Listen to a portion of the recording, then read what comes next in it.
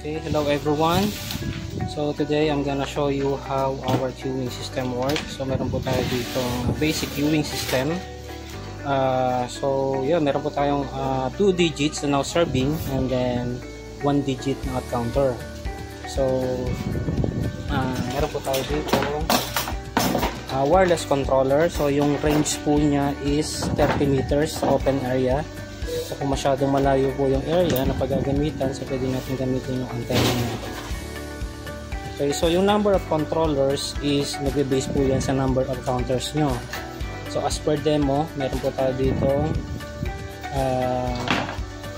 2 digits na maximum po niya is hanggang 99 lang. So for once na ma-reach niya po yung 99, magba-back to 1 na po siya, and then sa counter 1 digit maximum of 9 controllers.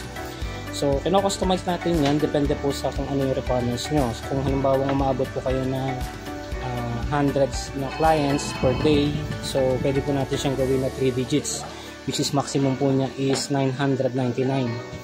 And then sa counter, kung more than 10 counters meron kayo, so gagawin po natin siyang 2 digits. Okay, so yung function ng controller natin, meron po tayong plus and minus. So plus para is increment as 1. And then minus pag minsan nagda-double click, so minus lang natin siya. So for example, si counter 1 nag-call siya, yan. So increment as 1, now serving number 6 at counter 1, and then si counter 2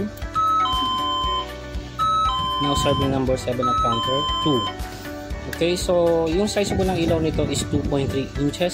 So yung visual distance niya is umaabot ng 30 meters. So yun, kino-customize natin to as per dun po sa requirements nyo.